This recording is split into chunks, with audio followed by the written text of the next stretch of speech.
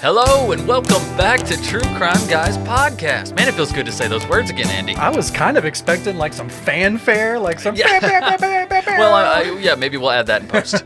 We'll add that in post. It would have been good for the energy to have it at the beginning. I'm Michael, by the way. I totally just threw the whole intro out. I'm still Andy. Yeah, I haven't changed yet. Yeah, I called you by name, so maybe they caught on to that. I haven't metamorphosized. They may have forgotten who we were. For the first time in the history of True Crime Guys, we took a break. A long-ass break, mind you, but we really needed it. When you haven't taken a break from true crime in 6 years, you need a few months. Yes, as soon as I came on, a few months. We had to unionize. As soon as I came on, I was like, this is not these working conditions. I am striking immediately. This is unacceptable. I need a break now. Exactly. So, but I've had enough of a break. To be honest, I am glad to be back. I'm glad to be back with you guys on YouTube, on Spotify, Apple Podcasts, wherever you're listening. Guys, thank you so much. Also, don't forget to check out truecrimeguys.com, where you can find out all of different ways to listen and participate in the show. I want to see that one fan who's like listening on their like Samsung refrigerator, just in their kitchen. It's like you could do that? Yep. You can do that, man. Yeah, there's people still listening on like iHeartRadio and stuff. You know, those apps are still kicking. I know, the actual I didn't realize. Pandora. People still listening on Pandora, man. Internet killed the radio star. Right? But like I said, guys, one of the best ways to listen, though, my personal favorite, is YouTube, because you get to see us in stunning 4K or something close that we can upload with our terrible internet speed. Whatever we can afford. That's right. But every regular episode of True Crime Guys proper is in video form on YouTube. Just search us True Crime Guys, or you can click the link below the description and subscribe and catch all of the episodes there. Also, guys, you may have noticed, if you're a new listener, episodes 1 through 50 are not in the catalog. Well, they are in the vault on Patreon, patreon.com/truecrimeguys. For just $2 a month, you can get access to all of those vault episodes, and the vault's going to be growing, Andy. We're adding 50 more episodes this winter. The episodes 51 through 100 will be going into the vault. You know, we're starting fresh. Again, this is something Andy started. He's like, let's just get rid of all the old stuff. No, I'm just kidding. Out with the old. He didn't. It mainly just has to do with like server and update feeds and all that mess. That's boring podcast shit. We're just building up our back catalog. But for $2 a month, and also we have 7-day free trials on Patreon as well, so you can really blow through some episodes in 7 days. You really can. All right. So right off the bat, guys, before we get into this episode, I want to also talk about some changes that are coming to True Crime Guys. Number one, we're going to narrow our focus a little bit. If you guys don't know, Lauren is no longer with us. He left He's still alive. February. Yeah. He's no longer with True Crime Guys Productions as far as hosting the show. He is still on. No longer with us. He's still no, he's still here. He's still on the team. I still talk to him regularly. He still consults. We have any questions, whatnot.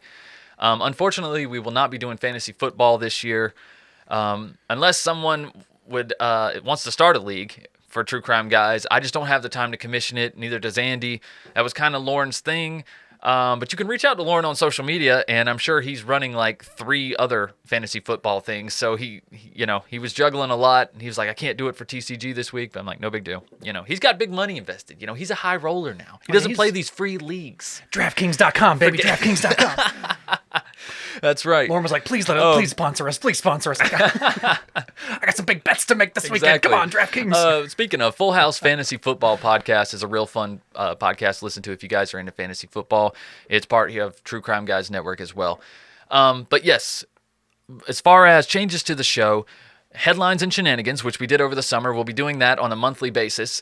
We're going to be doing that in place of the True Crime Guys Patreon exclusive. That will take place probably the last Wednesday of every month. That's how we're going to start. They always inevitably ended up getting moved a week or two here and there, but basically what we do is we do 3 episodes and then a Patreon exclusive. So every 4th episode will be on Patreon under the $2 tier, and in its place you will hear Headlines and Shenanigans with me and Andy. If you guys didn't listen to any of the summer break episodes, it's basically where we just break down things that are popular in the news, funny happenings, or just stuff that everyone is talking about. We give our opinions and whatnot on that as well. Yeah, we had to definitely talk about the UFO stuff this summer. It's kind of like Strange Shorts. We talked about Rex Heuermann a lot. Yeah, more of that to come. It's like Strange Shorts, but a little more up to date, I guess. Well, Strange Shorts was too. Yeah. But doing it once a month, we'll make sure that our stories are all killer, no filler, if you catch my drift. Yeah, less birds. Yeah, exactly.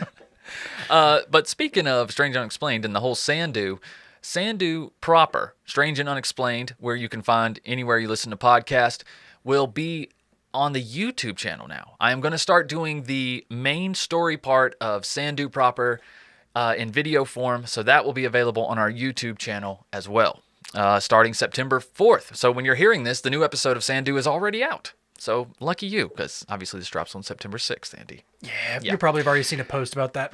That's right. Also, we will continue to do Sandu stories. There will be no real set schedule for Sandu stories. I'm going to be honest, because it's something that it takes a lot of time, but we do it because it's fun. We don't get a whole lot of payback from Sandu stories, especially not for the amount of work that we put into it.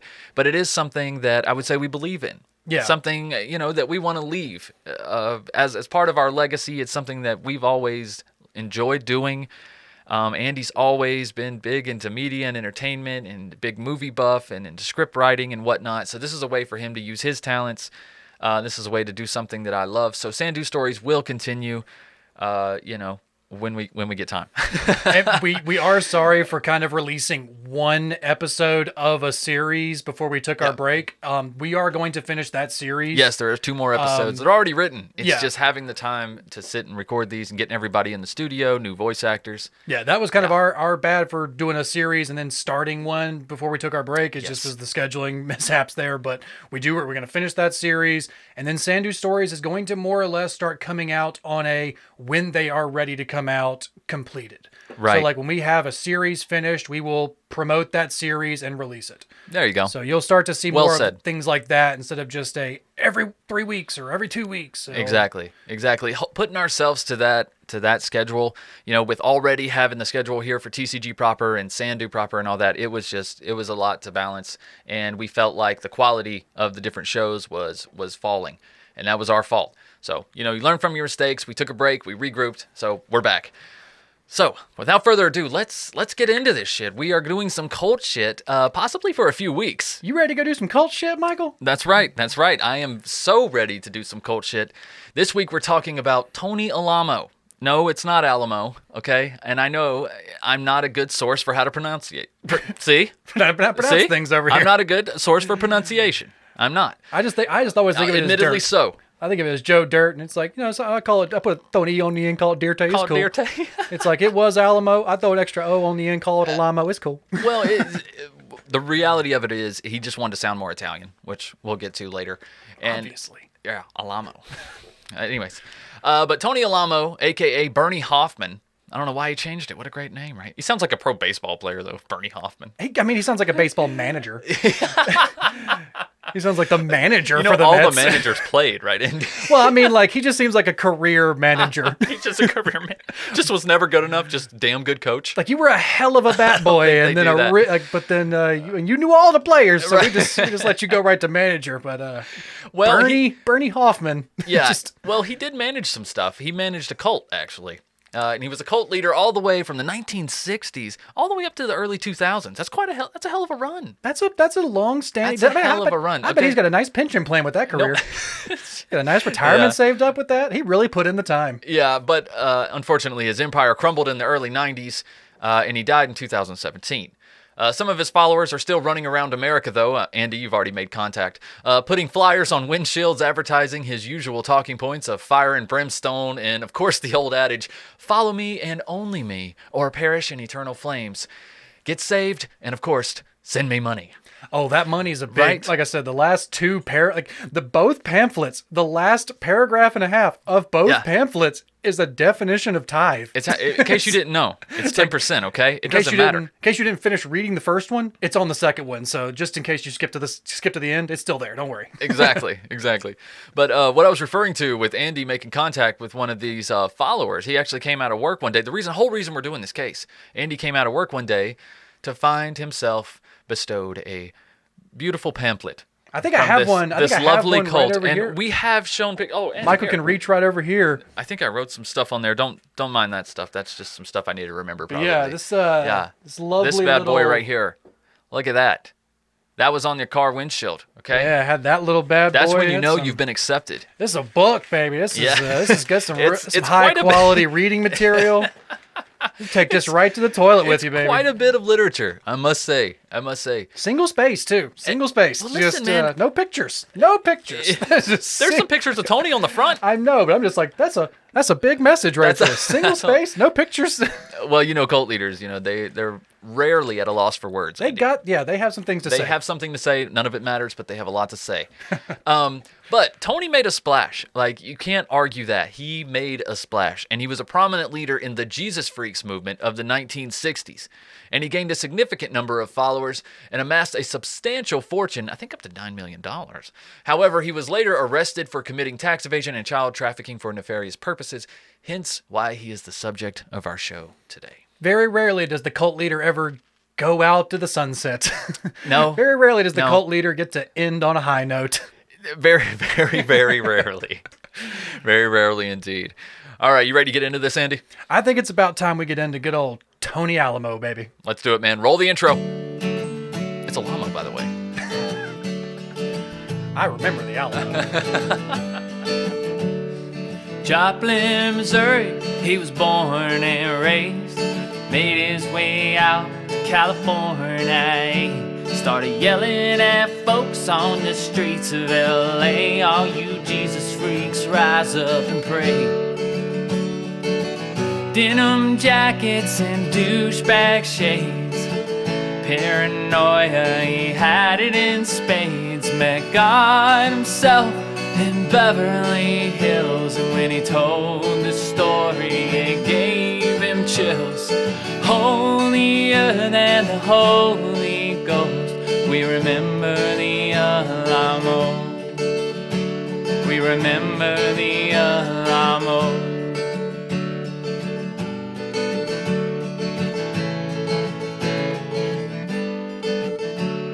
Stretched out his wings in Arkansas. 300 acres, they ruled it all. But the love of his life was taken too soon. May the blood of Jesus be against you. Denim jackets and douchebag shades.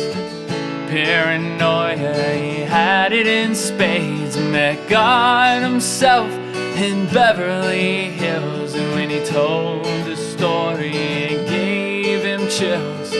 Holier than the Holy Ghost. We remember the Alamo.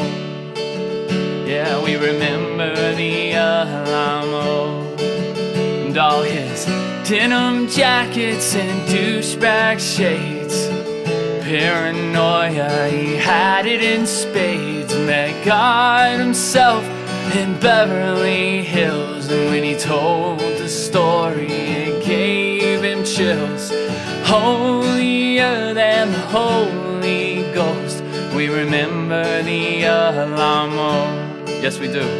We remember the Alamo. We remember the Alamo. All right, guys. As we alluded to, our case this week. Crazy son of a Bernie Lazar Hoffman. That's a badass name. Bernie Lazar. And I don't hate it, dude. Bernie Lazar. I really don't hate it. That would have been Bernie Lazar. Sounds like you own a pretty cool, kind of creepy store downtown. Remember how like Bob Bordello, like his like Bob's Yeah. Bazaar. Yeah, It kind of sounds like like that guy would be the guy who owns. Yeah, the, Bernie Lazar's Bazaar. Exactly. That's like Yeah. Bernie Lazar. Yeah, he's got a shady dealer downtown. Yeah. You want a monkey's paw? You want some bone knuckles? Why don't you go down to Bernie Lazar's? Bernie Lazar's Bazaar, bro. Exactly. That's a cult leader name right Open there. every Saturday. Only Saturdays. Only Saturdays. Sundays they're in church, and every other day he's getting served by his slaves. Bernie Lazar Hoffman was born in 1934 to a Jewish family in Joplin, Missouri. I say to a Jewish family and not as part of a Jewish family because it seemed like he didn't like being Jewish until later, until it became very, very beneficial for him to be Jewish. Till it was right? convenient. Because then he found out that the Jews were God's chosen people, and he was like, oh, wait, come to think of it, I actually am Jewish. Wait a minute. You mean? Yeah. Oh, Oh yeah, I was totally Jewish. Totally Jewish. I mean, yeah, Bernie Hoffman. That's a pretty Jewish sounding name. So it's like Jewish family, definitely. Yeah. That's why you had to go Tony Alamo, man. That's why you had to change it. He had to get his Italian on. For some reason, people like to follow Italians more, I guess. I don't know what his thinking is right there. I think he just picked his suits before he picked his name, and he was like, "What name goes with these suits?" I think you're partially right. I think he picked the sunglasses before he picked the because those douche shades, man, they just come with a whole different perspective, a whole different name. I look like a Tony now. Yeah, I'm more of a Tony. More of a Tony now.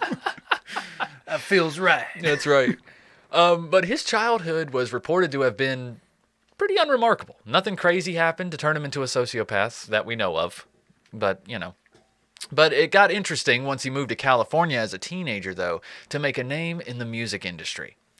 Okay, but the facts about this music industry, Andy, are a little fuzzy, and because they're mostly self-reported. So, you take it with a grain of salt.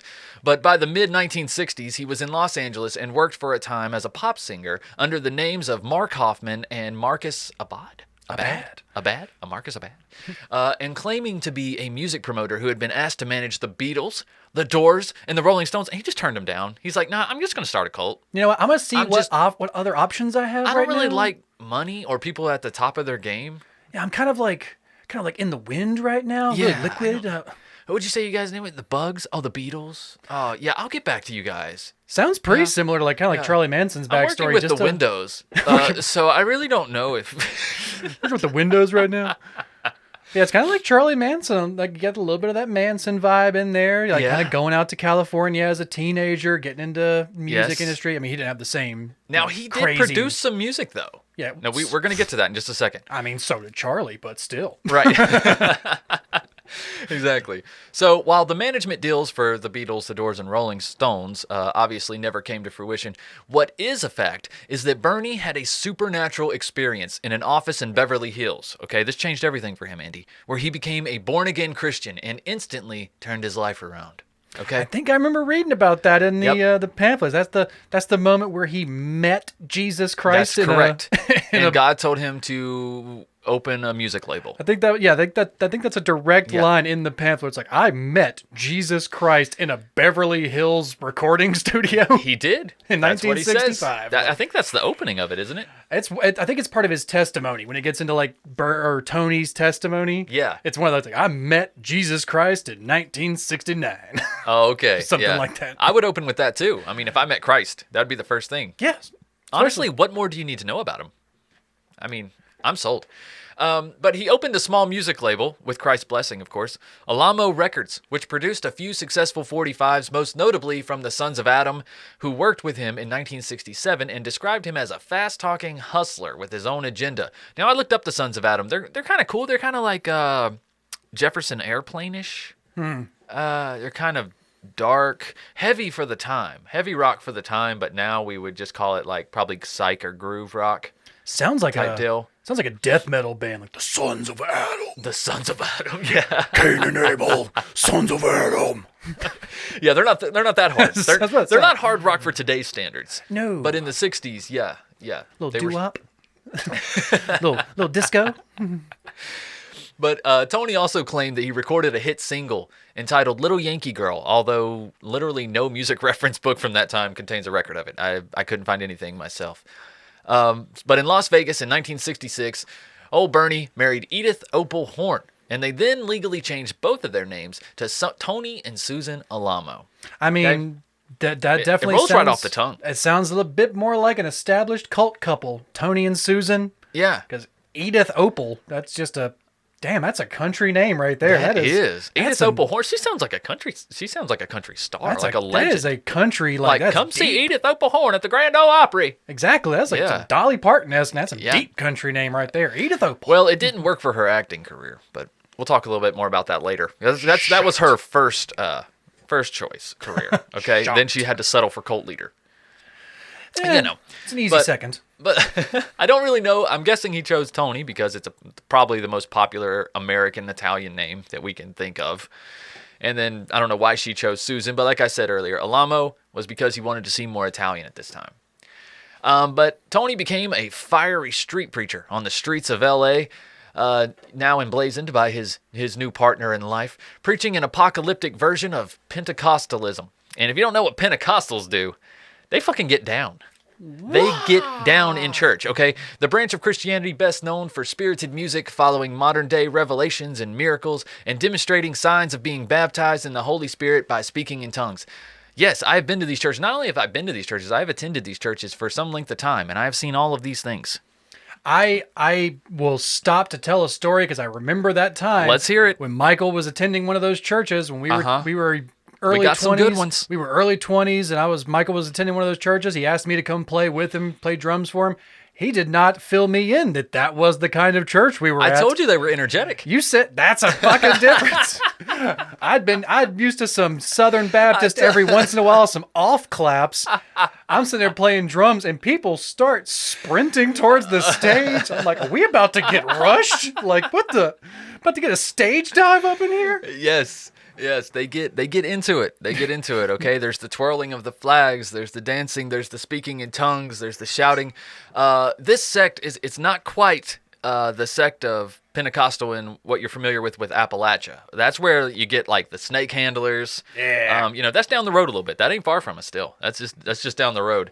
But they also practice charismatic gifts like divine healing and worship services that could include spontaneous dancing and shouting. Anything that says Pentecostal on the sign, there's going to be some dancing and shouting. They got the lay on hands. For sure. Like, they come looking for it. I've been at Pentecostal services, right? And I'm like, this service ain't even that good.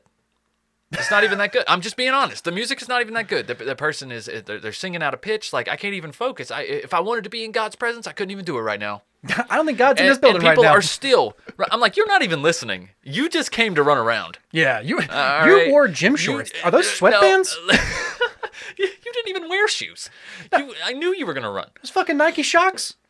You brought your cross trainers to church? Did you have breakaways Are those on? PF flyers? Is that how you keep clearing these pews? I swear to God, Susan. It's like you just got that one guy in the back who's just like, wait to the music, just stands up and rips off the breakaways.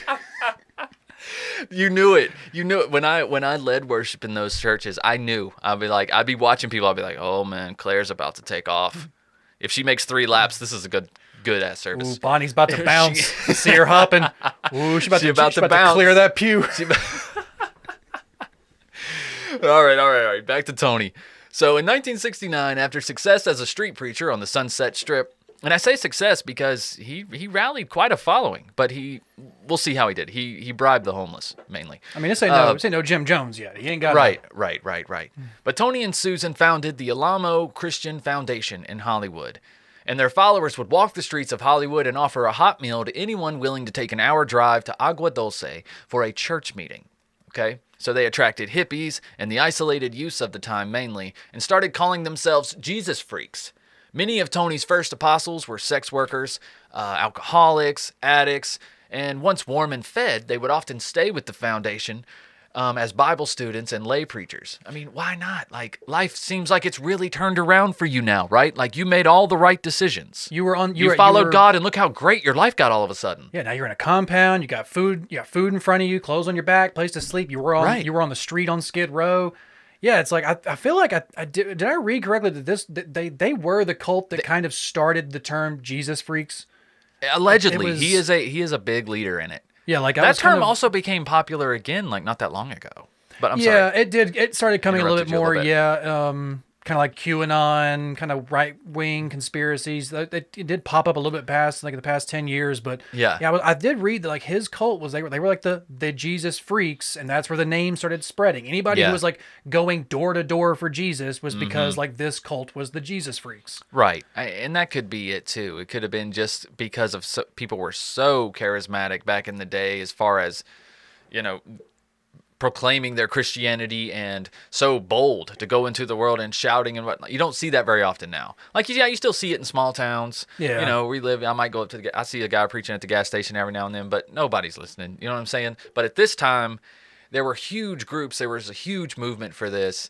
And like I said, I mean, yeah, if you take someone from laying in a gutter, shooting up, to having a warm bed, good food to eat, and you're weaning them off the drug, and you're giving them a purpose, yeah, of course they're going to stick around. Mm-hmm. They had nothing. They had nothing to go back to. Exactly. Jim Jones did the same thing. He went to these certain neighborhoods that didn't have a better alternative than him helping them. Yeah, that's what I say. Tony Alamo does have kind of like Jim Jones light, kind of like a not quite the charisma, not quite the reach that Jim Jones had, but he was trying. He really was. He really wanted that same like mass cult following, kind of God among men. See, I agree with you to a certain point. I think the reason he didn't hit the Jim Jones like level, at least in your opinion, is that he was more after the money, whereas Jim Jones was after the power and the control. I think later Tony became more after power and was like more driven by sex and control after his wife died. Yeah. But I think before that, he was all about building this empire, building this money, whereas Jim Jones wanted to build his army. Yeah, he wanted more power, more people. Yes. Yeah, it does seem like that, almost kind of like the idea of like absolute power corrupts absolute. Yeah. Like he started this cult to get money, and he got so much power and so many followers that it just kind of corrupted him even more. Eventually, it's just the god, like I said, the god head of this cult, and no one tells them no ever. So Exactly. It's easy to corrupt. Exactly. And how dare you compare him to other Christians? Because Tony would preach that he was different from other lively Christian leaders at the time, okay? Since he was born a Jew, Andy. Okay, we're going back to this now. Very Christ-like. I'm just saying. Very Christ-like. If I was talking to Tony Alamo, right, and he was like, I'm Jewish, I'd be like, Alamo, I think you're Italian. Just walk away. Like what? Yeah, it's like, I was born Jewish. No, I don't believe you. Now the name like Alamo. I changed it. Yeah, sure you did, pal. Sure you did. But he was born a Jew and received a direct message from God to begin his ministry, like all Jews do, Andy, actually. Tony and Susan stayed in California until 1976 when the headquarters of the church moved to Dyer, Arkansas, which was Susan's hometown.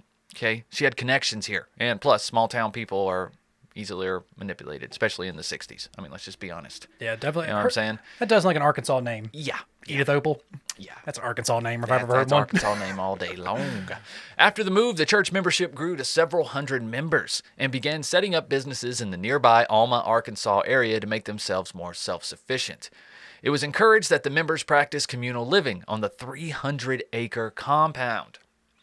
And now that Tony had him fenced in, he doubled down on his conspiracy-laden theology, growing the membership and opening churches in Nashville, Chicago, Brooklyn, and Miami Beach. See, that's the Impressive. But how big is the church? Yeah. When I hear those little facts like that, it's like 300-acre self-sustaining compound.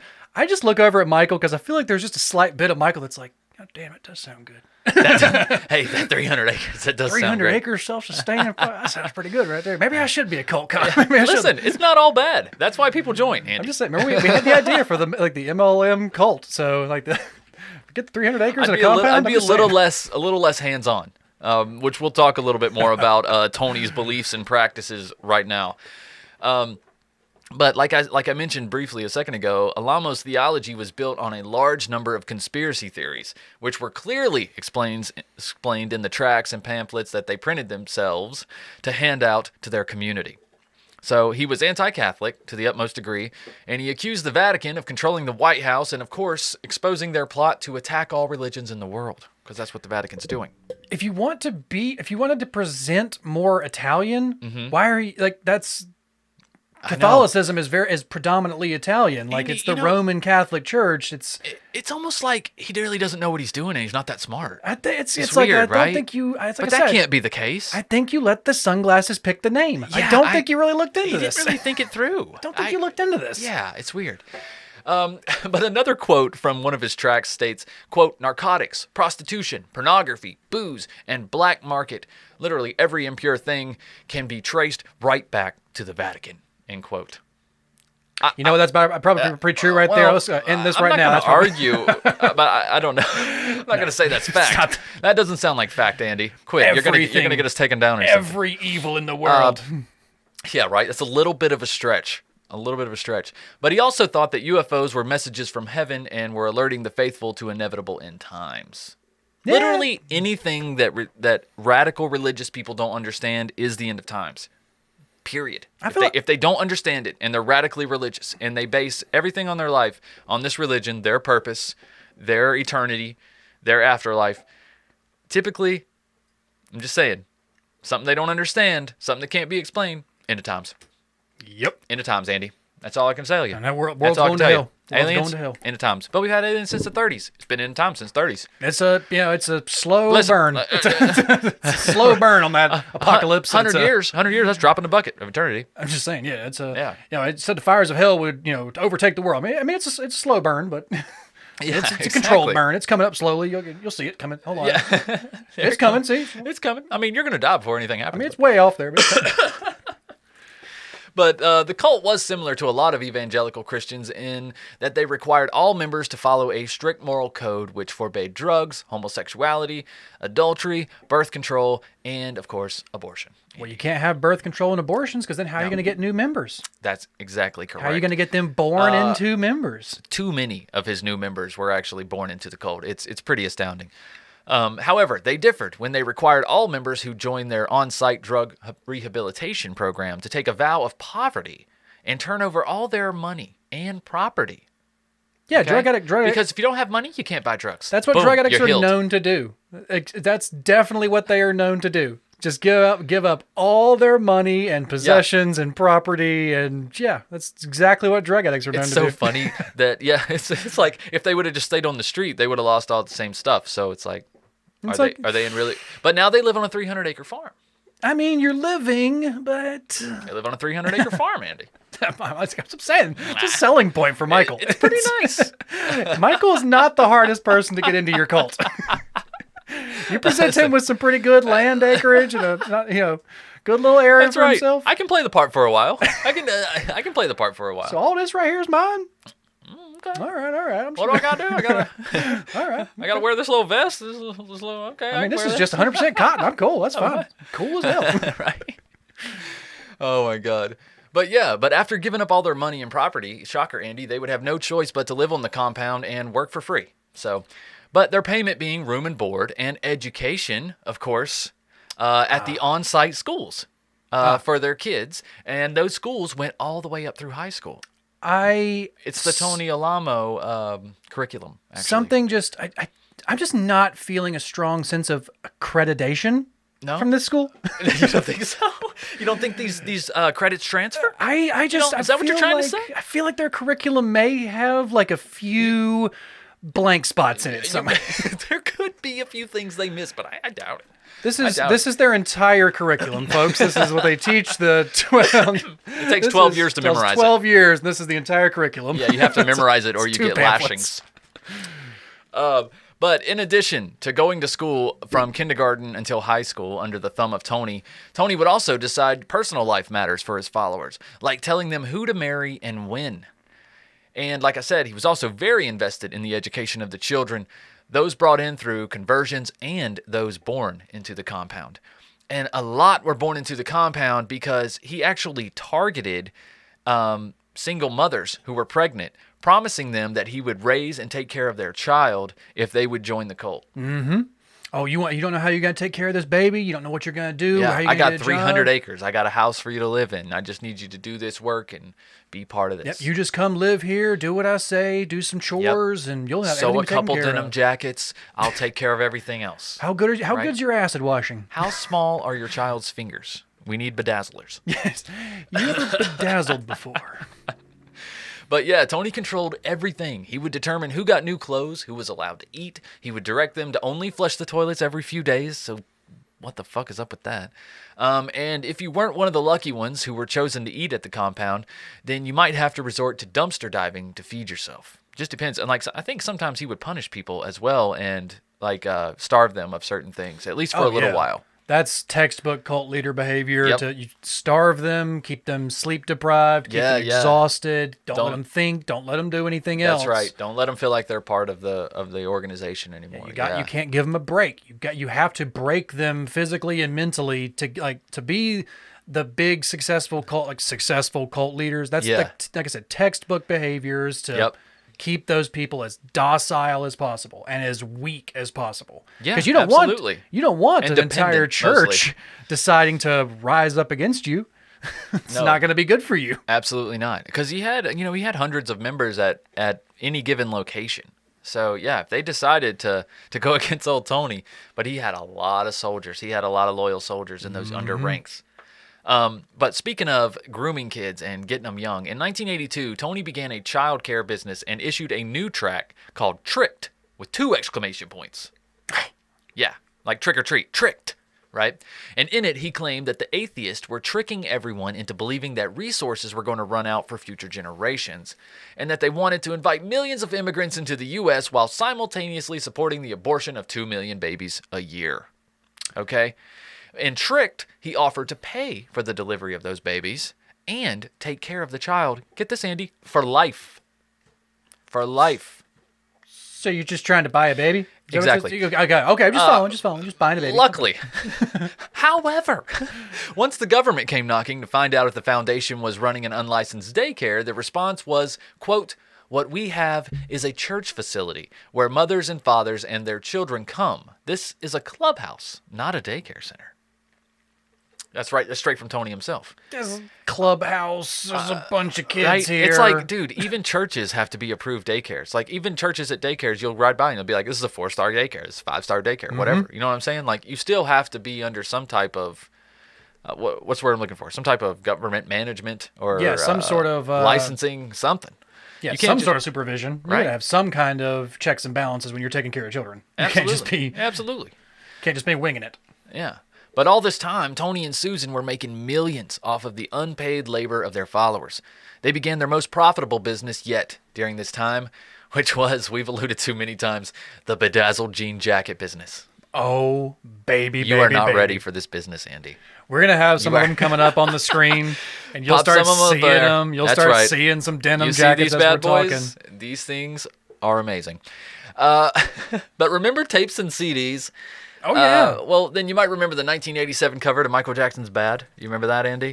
Oh, I think I may remember. I'm bad. I'm bad. Actually, funny story. My son, right, he's 14 years old, and he just recently got into CDs for some random reason. And I guess just because they're cheap and you can have it and hold it and listen to it. I don't know. My stepdaughter's doing the same thing. Yeah, it's weird. I don't know. They're into CDs. But he just bought the Michael Jackson Bad CD, and he's been wearing that thing out. So when I found out this, I ran into his room. And I was like, let me see this jacket. I was like, okay, it's kind of a dope jacket. It's like, okay, I mean, I would. It's not bad. I'm not saying I would wear it, but I mean, I would wear it at home. Right.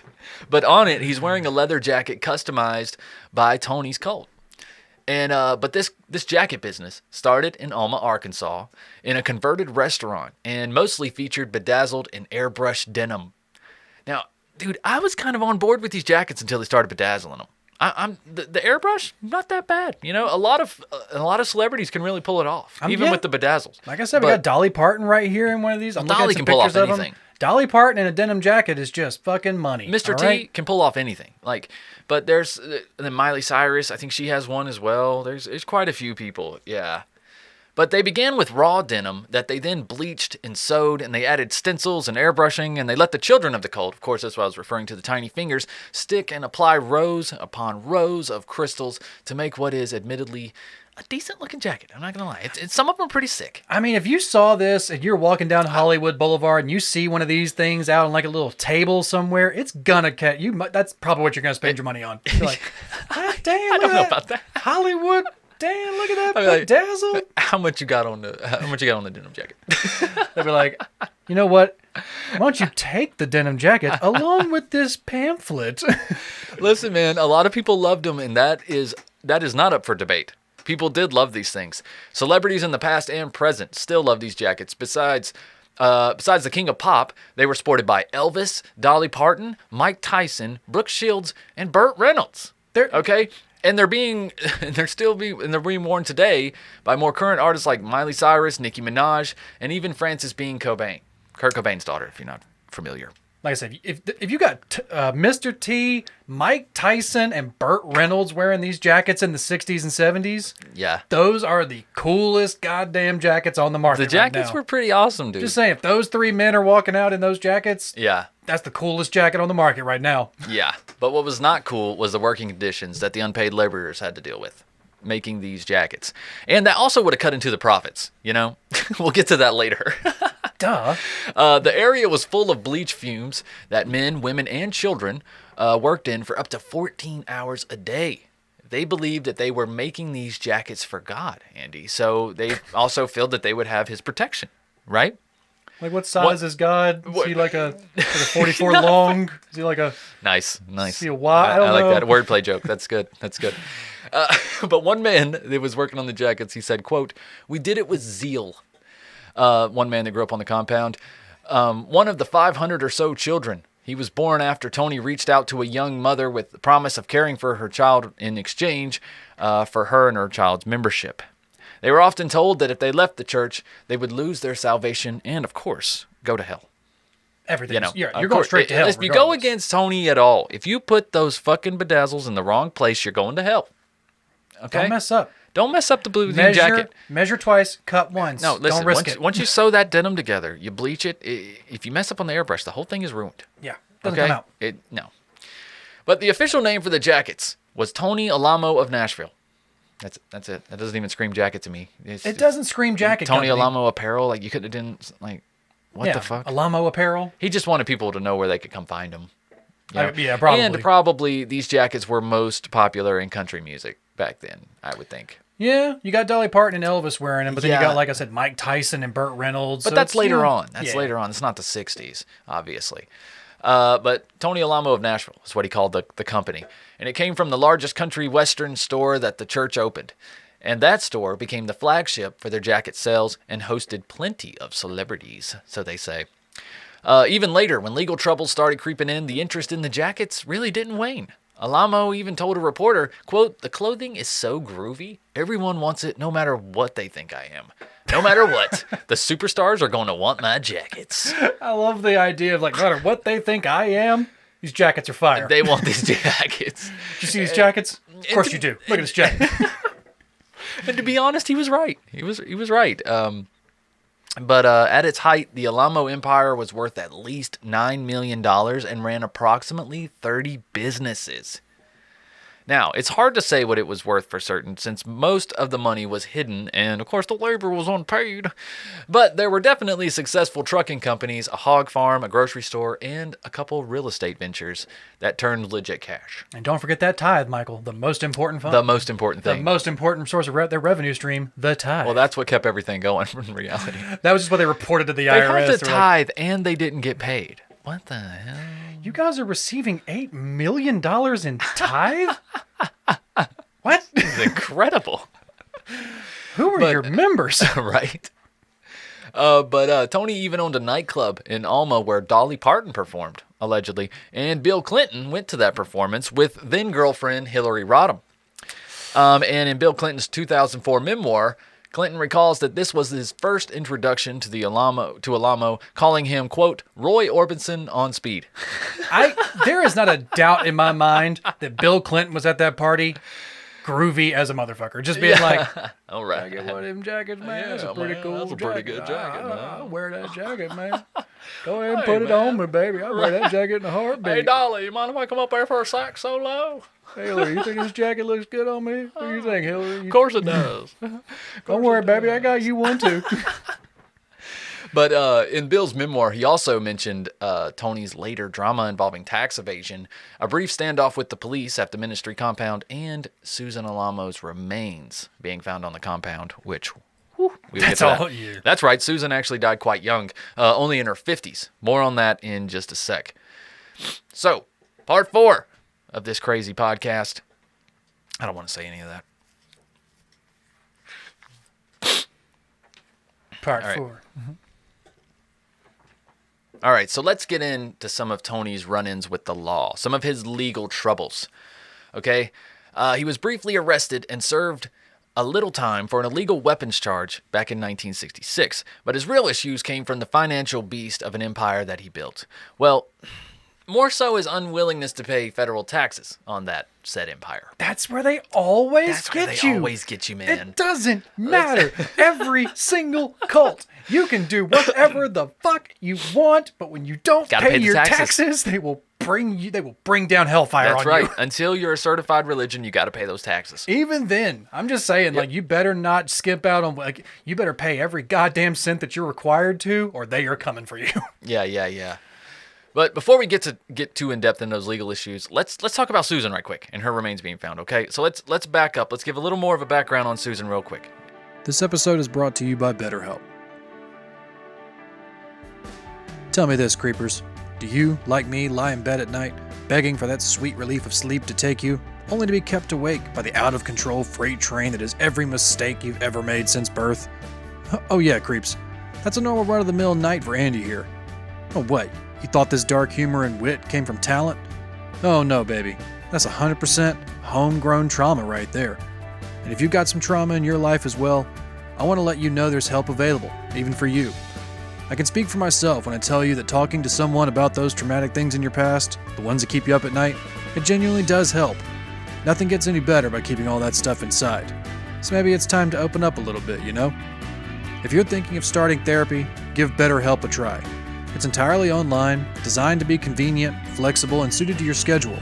Just fill out a brief questionnaire to get matched with a licensed therapist and switch therapists anytime for no additional charge. Get a break from your thoughts with BetterHelp. Visit BetterHelp.com and use /creeper today to get 10% off your first month. That's BetterHelp, HELP.com/creeper. So give them a call and start your journey to a better life today.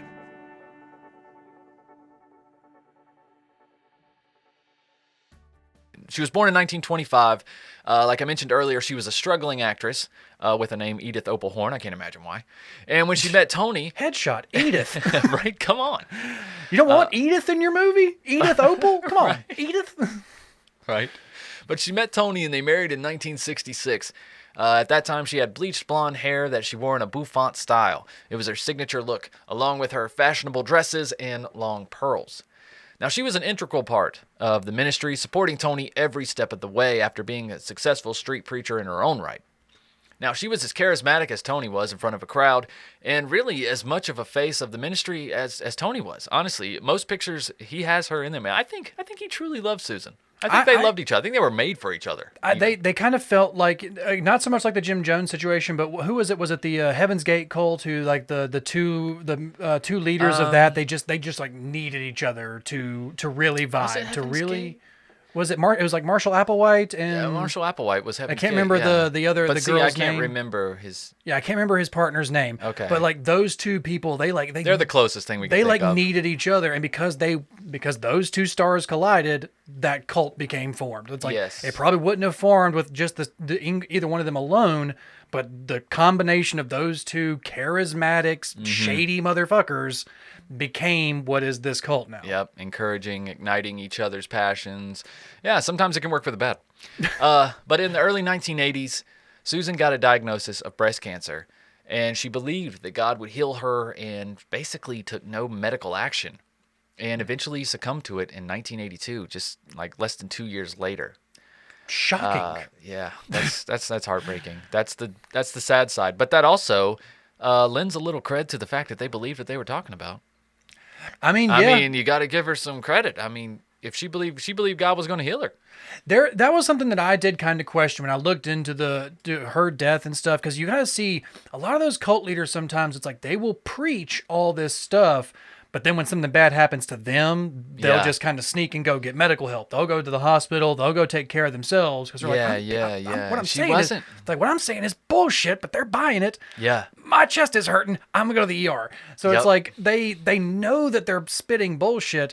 But and it kind of made me think, it's like, do you really think that she believed it that much and that strong? Or do you think there was maybe a little bit, this is just speculation, but it's like, do you think there was a little bit of that control of Tony Alamo being like, you don't need to get treatment. I know what's best for you. Because Tony was a very like, I'm going to control what everybody does, where they go, when they go, who goes where. Yeah, well, definitely, because Tony's faith never wavered on this. He knew she was going to be healed, and I know that because after she passed, he still had people praying for 6 months that she would come back to life. Okay, yeah, that's what we're about to get to. Tony, he's grief-stricken. He claimed that if the followers believed and prayed hard enough, then Susan would be resurrected from the dead. Tony had her body embalmed and kept her on display in the Arkansas compound for 6 months as the faithful kept vigil over her, praying almost without ceasing. And after 6 months, he finally declared that she could be entombed in a heart-shaped crypt on the compound. Dude, if you think she's going to come back to life, why did you embalm her? Because then she's just going to come back a fucking embalmed corpse full of formaldehyde and no organs left. Right. It's like, if she comes Like back, you she's going to said, die it's- again. It's like, how much do they really believe it, right? But how much of it's for show? How much of it, because I feel like he's kind of buying time here, right? Because he's told his congregation that his wife was going to be healed. I'm sure of that. Oh, yeah. Probably hundreds of times, and she wasn't. And so he needs to buy some more time. He's like, okay, well, maybe we can bring her back. That's just not the way it works, man. Gotta find something to blame. He just needs to buy time, right? If he's like, Yeah. okay, that's another 6 months, maybe they'll forget about it. Maybe a bunch of other things that I said will actually work out in the next 6 months, and they won't completely doubt me, and I won't lose control over this thing. It's just like the end of times cults who always have to push their date back because they're like that's the biggest mistake those end time cults always make is they give a date. Yeah. And then that date comes and goes and they're like, I read the tea leaves wrong. It's actually Thursday. Yeah, I really shouldn't have My done bad. that. Did I say Tuesday? It's Yeah. silly me. It's a Thursday when the Really- world's going to end. Really shouldn't have narrowed down that date. Yeah, it's always the biggest like For real. You can't make promises that are like these definite promises for the future, then especially if they have like a end date. Oh, yeah. Because then you're gonna have to keep walking it back. You're gonna have to keep pushing it. And if he's telling his congregation, let's pray over my dead wife, she's gonna come back just like Christ. 3 days, day 38.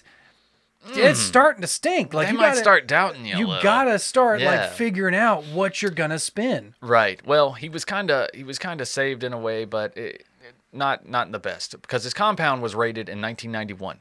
The mausoleum was opened and Susan's body was stolen. Okay, not raided by the police. It was raided by the police in 91, but before it was, Susan's body was stolen. But it was returned in 1998 after a lengthy legal battle headed by Susan's estranged daughter. That's 7 years with a corpse. Apparently. Somebody just took Yeah. a corpse and kept it for a while. Yep. Like, it's not like they went and buried it. Well, and they then had probably to, thought like, they were going to get some money from Tony, and I guess, but at the same know? time, it's like you took a corpse and you didn't. It's not like they took the corpse and took it to a cemetery and buried it and be like, we're done with this. yeah. They kind of held it hostage. But after this, former cult members say that Tony kind of started to lose it, more than usual. But he began to viciously terrorize his followers, beating children with paddles until bloody, even for minor infractions. And like most cult leaders, declaring that he had the right to take as many wives as he wanted. He was just looking for a distraction at this point. Oh, yeah. He's just trying to fill a void now. Yeah, absolutely. But in 1984, Alamo married Birgitta Allenheimer. Although they quickly divorced, he then married a woman named Elizabeth just 2 years later. Now, during a custody battle with Elizabeth, Birgitta spoke on the record that their marriage had never been finalized. Birgitta also testified that Alamo would beat her, drug her, and try to force her to have plastic surgery so she could look more like his ex-wife Susan, his late wife, rather. I mean, I brought the corpse in, Doc. Like, if you can look at what I've had done here, Yeah. I really want this on her. Yeah. Like, can you can you take this off? Is this still fresh? Is this Like, I preserved got the correctly? face. I have the face. I you have can the whole have face. you can use the face. But in 1991, like we alluded to earlier, U.S. Marshal's Office was finally able to prove their tax evasion case and raided the compound. This is when the body of Susan Alamo was first initially found. Tony advised all of his followers to pack up and run. Officials were able to prove that Alamo had made $9 million in the prior 3 years without paying any taxes on it. And he was also charged with $5 million of unpaid labor wages. His businesses were sold off to pay all of these fines. Not the jackets, though, right? You got to keep the jackets, right? I think he probably sold out of the jackets. I'm sure they were like a made-to-order basis. But Tony also had a warrant out for unlawful interstate flight to avoid charges of child abuse, over which he released a statement saying that he was being libeled. In his refute, he again displayed his extreme hubris by claiming, quote, "The American Disc Jockey Association feels that Tony Alamo is a better singer than Frank Sinatra, Perry Como, and Andy Williams," end quote. I don't know how that relates. Them's fighting words. How does that relate? It's the paranoid mania of a man who thinks everyone's out to get him, and he thinks he is that important that He's like, you know how good of a singer I am? The American Disc Jockey Association is against me. Like, everyone's against me. Everyone's coming for me. Obviously, that's why my followers should follow me, because everybody's coming for me. You're trying to arrest me for child abuse? Do you know? Have you heard these Velvety Pipes? Do you hear this? Have you heard this? I mean, it's like, hold on. Just you still want to arrest me? You still want to arrest me? Hold on. Hit that note. Mm-hmm. 1 second. But Velvety Pipes or not, Tony was arrested and convicted of financial charges in 1994, and he served jail time until 1998. That's when he finally that's when he finally got Susan's body back. Yes. It's like someone was just holding it for him until he got out of prison. I don't even know. That whole situation is so confusing. He's like, hold on. I'll be out in like 7 years. Yeah. Keep her warm. That whole exchange, when the body was there, when it wasn't, when it was found, her death warrant, all that stuff, weird.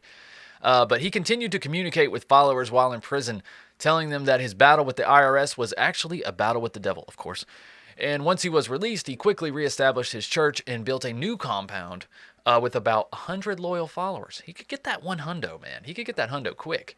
Still got the 300 acres, though? Still same kind of land here? I don't know if he's still going to have the 300 acres in Arkansas.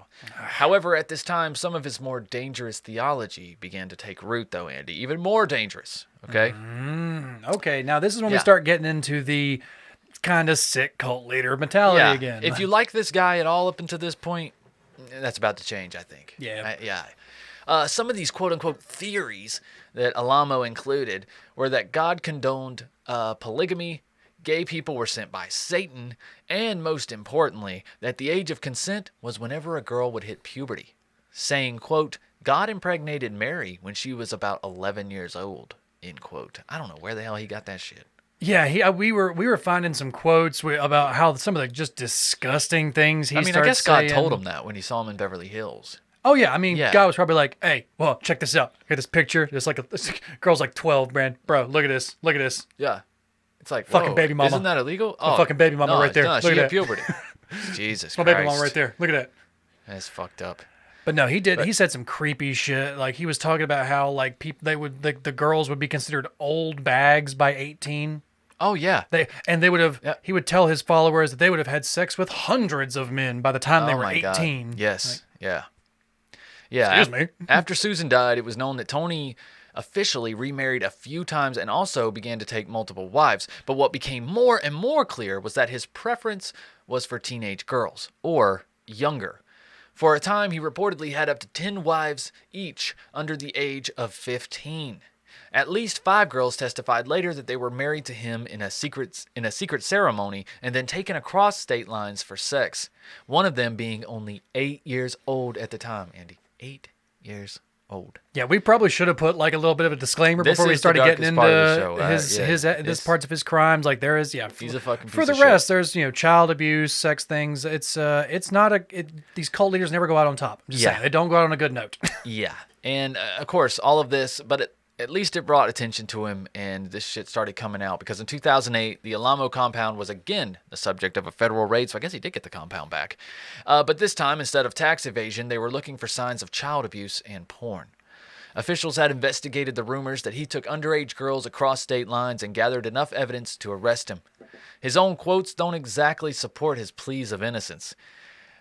This is from radio broadcast. Andy, you want to read this quote for us? Oh, yeah, thank you. Yeah, let's hear it, Tony.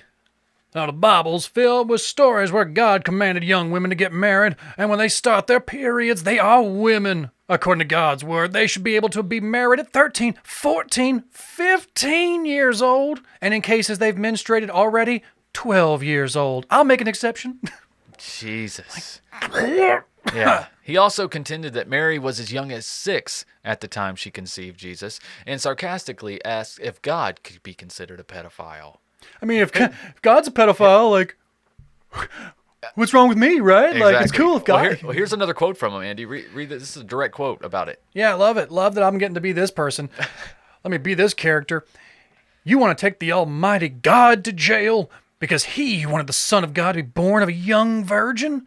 But you Satan, you wicked people in the Vatican, and all the rest of you want people, men like me, to be married to old bags? You want girls to wait until they're 18 years old, and them have already had sex with possibly up to 100 different men. Wow.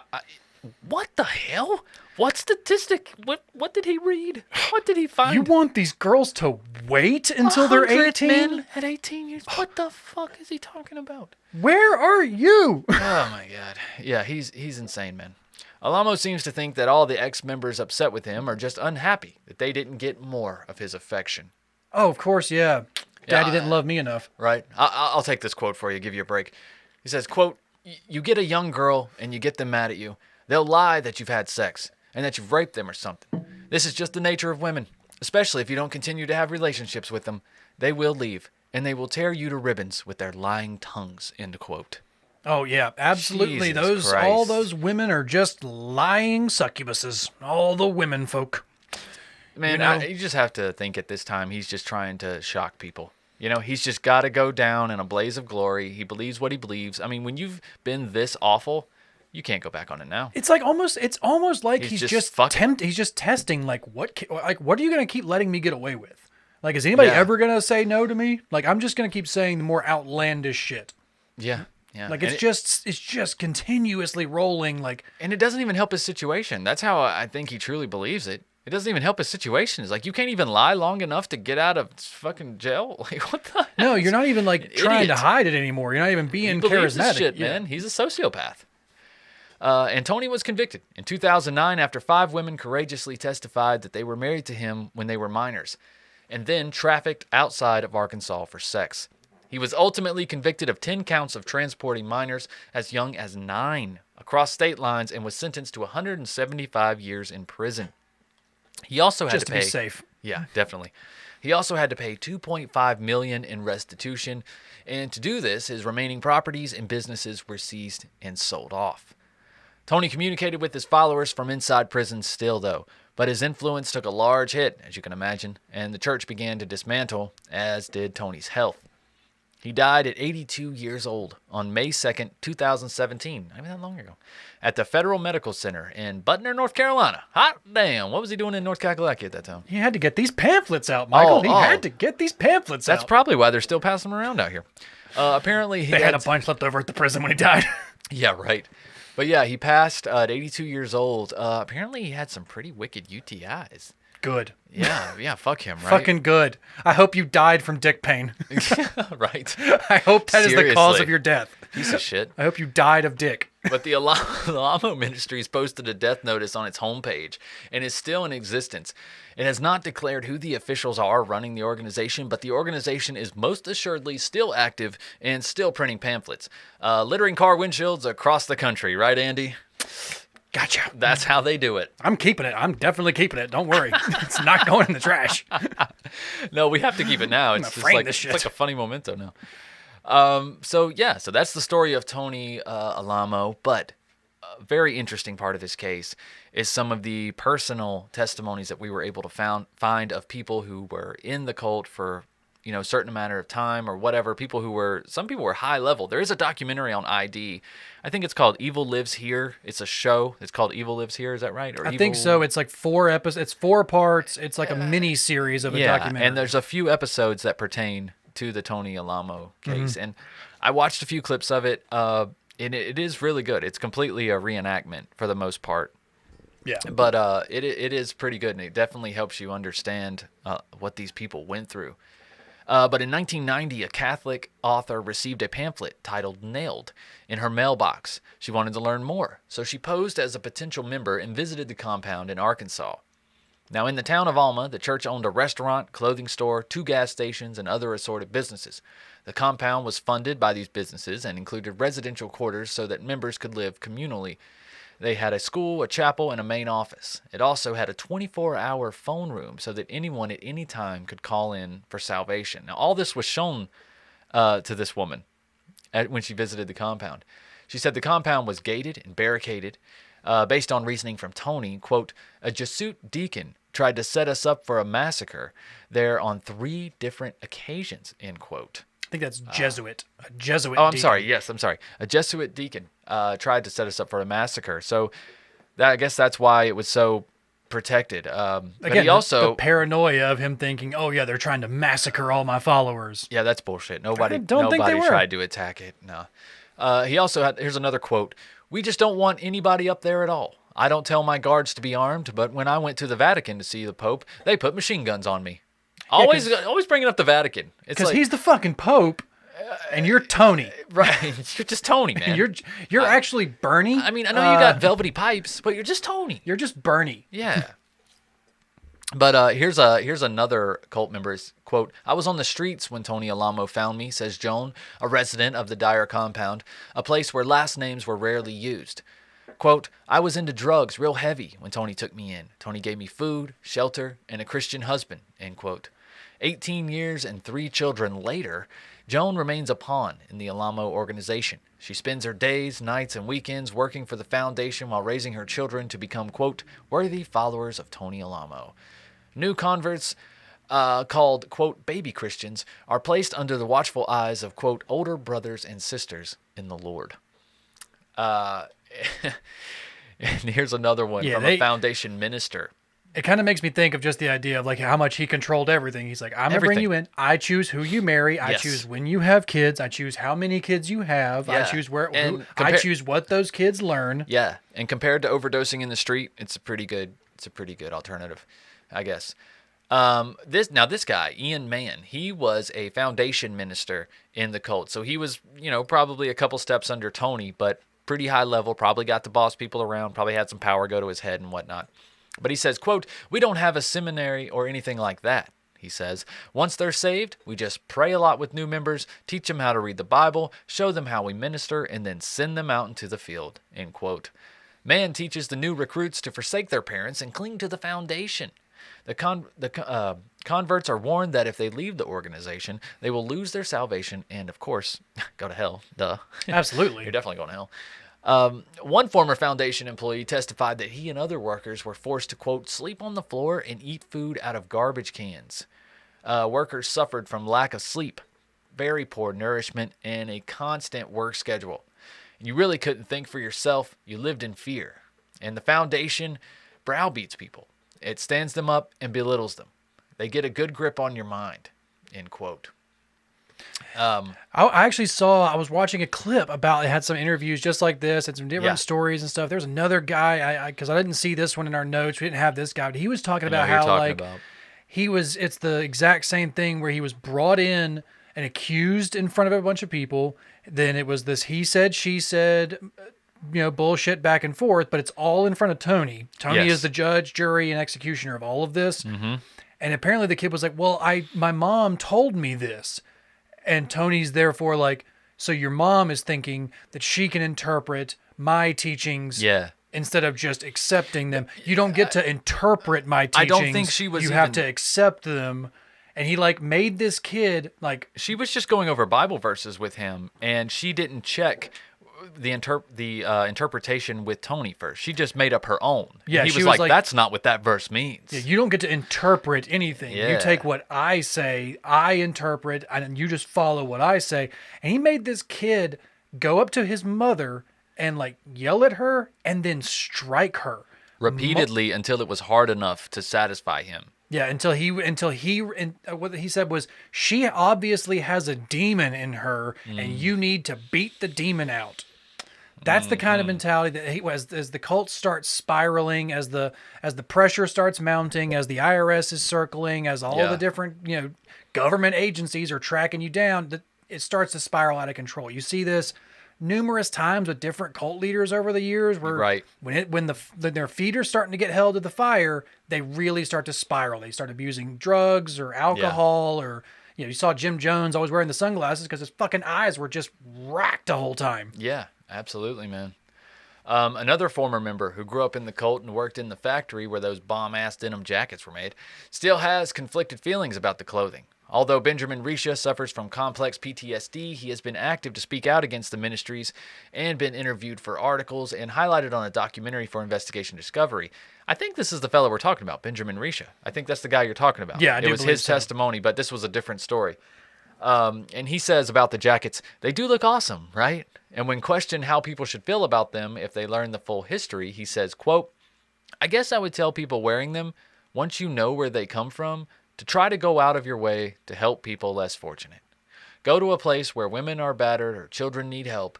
If you can afford the jacket, chances are you can afford to go help somebody. And it's pretty good advice. Yeah, they're not cheap. Yeah, it's pretty good advice. This is not a flea market jacket. Now, there was another story that Benjamin Risha shared where he had a conflict with his father. Now, do you remember this? His father found some book in his room that was like, I don't know, it wasn't quite a Playboy. It was like a textbook. It was like an anatomy book. Yeah, but it had some risque stuff in it or something, right? Or it had like medical. Oh, it's just an anatomy book. Oh, yeah. It had like medical pictures. And his dad didn't cross out the genitalia. Apparently, he was supposed to black out the genitalia. Was supposed to use a black marker and blur out the genitalia in the books because they were not allowed to see those things. Yeah, exactly. And so what happened was the father was then brought in, or the son was brought in. Someone told on the son, I guess one of his friends or something. So the son was brought in. This Risha, Benjamin Risha, was brought in. Well, when he goes and sees Tony, he tells him, well, my dad left it around for me to find. He didn't have it up where it should be. And now this Benjamin Risha, he had Tony's blessing. Tony really liked this kid. I mean, he was probably like 12, 13 at this time. And so he brings them both in. He brings Benjamin and his father in. And he gets the explanation from both. And his father's like, look, I had this up. It wasn't in his room. It was in my room. This was not a textbook for him to find or whatever. And Tony basically was like, well, you shouldn't have it in your house. You should not have tempted him in that way. And so he literally has another member of the cult paddle Benjamin's father, paddle him like a child in front of him. He gets 10 lashes with a paddle from a grown-ass man, and he's a grown-ass man. Mm-hmm. Man, at that point, I'd be like, I'm fucking out of here. But they're all so broken and tired. It's that textbook cult mentality. They're going to break your mentality. They're going to completely wear you down to where you're not going to argue. Right. All right, guys. Well, that's it. That's our first cult. We got lots more cult shit coming. And you know me and Andy like to talk cults. We really do. We both have strong religious backgrounds. I've been exposed to a lot of different religions throughout the years, and I really do like talking cults. So I'm really looking forward to this series. We may do like American cults, like homegrown American cults here for a little while. Oh, and yeah, then maybe we'll go around the world. We've already got a few kind of lined up on the schedule with yeah. things like Nexium and the IBLP. Yeah. Well, we covered Nexium on Strange Unexplained already. But we got some good ones coming up for sure.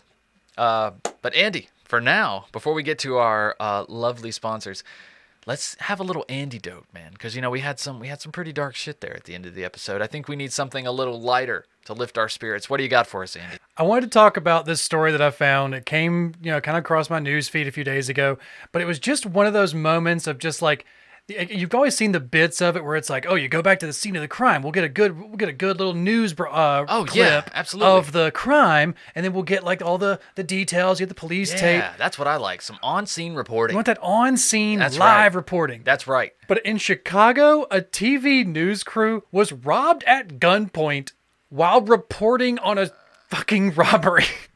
What? And it's just one of those great little things back and forth. Have you ever seen the clip of a guy talking about being on the road when he saw a car accident? He's like, I was just standing here smoking a cigarette, and then all of a sudden a car and he's like, while he's talking, another car hits the curb and just flies off the road. He's like, and basically did that. Just like that. That's what happened. Just like that. Just like that. So a Chicago television crew was reporting on a string of robberies. They ended up being robbed themselves after they were accosted at gunpoint by 3 armed robbers wearing skins. I just feel like, that reporter was just like, but can I get a quote, please? Right. I know you robbed me, but can I get a quote, please? Like for Chicago, WTV. Right. God, what you guys Why say? are you doing this? You gonna mask my voice? Yeah, man. Like, well, it's just Yeah, we'll blur your it's rough. face too. Take that mask off. We'll If you want to take the mask off, we'll do the blur face. yeah, it'll be fine. Just be a bunch of guys in masks, get stuck in their face blurred. It's like, yeah, man, it's just rough right now. I know it's not what I really want to do right now, but I just got to take what you have, and I hope I can give back later. It ain't nothing personal, man. It ain't nothing personal. Just all the voice masking and stuff like on live TV. It's just like, oh, you guys live now? Right. Oh, Matt, come here. They're live. Okay, so we wanted to talk about what's happening. Right. It's like, no, keep your hands up. Hands up. Yeah, keep them up. Keep these cameras rolling, baby. Yeah, exactly. But they were approached with guns and robbed. It was mainly just personal items, but they did take a camera. They did take one of the big cameras. They're like, yeah, we're taking that camera. give me that camera. Was it Sony? Yeah, I'll take that camera. Feed cuts out. Right. Cut back to the studio. Okay, and we seem to have lost them now. Yeah, exactly. Hopefully we'll get that camera back, John. Everybody's okay. They did find all the crew was okay. I don't know if they actually came back, but the Chicago police did identify the victims of the crime. But police said the pair was outside when 3 men drove up in a gray sedan and a black SUV. After the robbers took the items, the news crew then just had to flee in their vehicles. Like, they were just sitting there about to start recording. Yeah. Like, imagine like the news van sitting there. They're all setting up. They're getting the microphone ready, and it's just like, all right, so we got to get things ready. Oh, shit. Man, we shouldn't have come down here. We should not have. No, they didn't have the police tape up yet. We could have just had the anchor do this story. They didn't even have the police tape up yet. The police hadn't even been here yet. Is that blood? Are you still robbing the place? Jesus Christ. God, we beat the police again. They're still robbing it. We got to stop this. Yeah, I was like, it's just one of those great little moments of just like happening on camera, live, just in the middle of, all right, we're going to go report on this. We're going to go report on this crime and then have that crime happen to us. Right, just a fun little great moment. That is pretty good. Because everyone is okay. No one got shot. No one got hurt. Right, just a great moment to be like, call back to the studio and be like, yeah, we can't give you that story you asked for. No. Well, why not? I mean, it's a heavy crime area. There should be plenty to report on. Oh yeah. There's heavy crime area. Calling from a payphone there, John. I don't have any shoes. Have a camera. I don't know if you noticed the feed cut out. Yeah, I don't have any shoes now, John. Right, yeah. Our van's up on blocks. They stole my Oh My Gaia. Don't worry. I still smell great out here, though. That's right. We still smell great. But, yeah, guys, we got to get to some sponsors. But this is how we're going to end every show from now on. When we're talking about a dark crime or something just hard to digest case, like Good Night Sugar Babe. Oof, one of the toughest ones. Yeah, we'll have a little antidote at the end where Andy will bring a lighter crime story or just something funny or some kind of circumstantial story that will bring a smile to your face before we sign off, okay? But real quick, before we go, we also got to tell you guys about our sponsors, Oh My Gaia. Oh My Gaia is an innovative all-natural deodorant, fragrance, and beard oil company specializing in paraben and aluminum-free products. Their innovative line of deodorants inhibit the growth of odor-causing bacteria while still maintaining effectiveness. And at Oh My Gaia, they use only all-natural paraben and aluminum-free organic ingredients. And there's tons of scents to choose from, guys, from vanilla, cherry almond, sandalwood, lavender, lemongrass, Egyptian musk. There's fireside, bergamot, amber, pear, sweet pea, sailor, barbershop, so many more, guys. And we have our very own scent here for True Crime Guys called True Crime Pine. If you don't know where to start, great unisex scent to get you going with your Oh My Gaia fascination, because you're gonna love it. If you want to make the switch to natural deodorant, no better time, no better company to do it with. I promise. There's also a new scent out now that my wife is absolutely crazy over. It's called Aloha. Ooh. It smells amazing. Got a little pineapple in there, maybe some mango, some tropical scents. It's quite nice. It's quite nice. But good news, because you guys are True Crime Guys listeners, you can use the code word CREEPER for 15% off your order. That's CREEPER for 15% off your order at shop_ohmygaia on Instagram or ohmygaia.com. That's OHMYGAIA.com. And guys, there's links to Oh My Gaia and the Creeper code word right below the description of this episode. That's pretty nice, Michael, but you know what else is pretty nice? What else is pretty nice, Andy? CBD. It is. Because it's true, not all CBD products are created equal. It's very true. From how the hemp is grown, how it's processed, and how it's formulated and delivered into your body. That's why we choose Tonic CBD. Because Tonic CBD's products really stand out with original formulas using CBD, adaptogens, herbs, and superfoods. And it's been working to deliver the most effective, intentional, and sustainable products possible. Tonic cultivates their own hemp on their certified organic family farm in upstate New York. That hemp travels only 30 minutes to the distribution facility, where it's turned into the finished product and sent directly to you, the consumers, ensuring only the highest quality vibes at every stage of the process. With values rooted in quality, integrity, sustainability, Tonic is committed to creating plant-based wellness products that are good for the people and even better for the planet. Visit tonicvibes.com to learn more and use code word CREEPER for 20% off your first order, guys. That is tonicvibes.com and use code word CREEPER for 20% off your first order. That's right. And again, links and code word below the description of the episode. Anytime you hear these sponsors, they will be below, as well as HelloFresh that you heard in the middle of the episode. Link below the description. Guys, don't forget to check us out on Patreon, patreon.com/truecrimeguys, where you can hear everything that we have ever created on Patreon. And if you're listening on YouTube, or watching on YouTube rather, don't forget to subscribe so you'll know when new episodes drop every single Wednesday. And also, like I mentioned, every Monday you will have a new episode of Strange and Unexplained. Let's see what else we need, Andy. We're back on our new schedule. Every fourth Wednesday will be a Patreon exclusive. So that means our regular scheduled True Crime Guys proper episode will only be on Patreon, but me and Andy will still be here to laugh with you guys on headlines and shenanigans. And also, do not forget, guys, if you're following us on YouTube, please go follow us also on TikTok. Check out the TikToks we make. Yes. That Michael's daughter Melody is going to start putting up more YouTube videos. That's right. Now that we're back, you'll start seeing the TikToks popping up. Absolutely, absolutely. Follow us on all social media at True Crime Guys. I think it's at _ True Crime Guys _ on TikTok or something weird like that. But every other one is True Crime Guys. Or you can just go to truecrimeguys.com, and there's links to everything there, from merch to our YouTube channel, Spotify. There's definitely something for you on there. Anything else, Andy? I think we're doing pretty good, Michael. I think we begin some new followers lately. This is a great first episode. It really is. This past week, we just broke 4,000 followers on X. On what? X. What is that? Formerly known as Twitter. Oh, yeah, that's right. Andy runs Twitter. Sorry. I looked at it, I was like, I was like, what the hell are you talking about? On X. I don't even know what we're on. I'm like, that's great. Just sounds like it sounds like a perfume commercial. It's just like, now on X. Well, yeah, it kind of sounds like FX. Yeah, or just like Cinemax After Dark back in the day. Yeah. Cinemax. Skinemax, you mean? After Dark. All right, guys. Well, that's it for us. We will see you next week with a new True Crime Guys episode, probably on a cult, and I'm pretty excited. So we'll see you next Wednesday. Until then, keep creeping, guys. Bye. You hush your mouth, boy.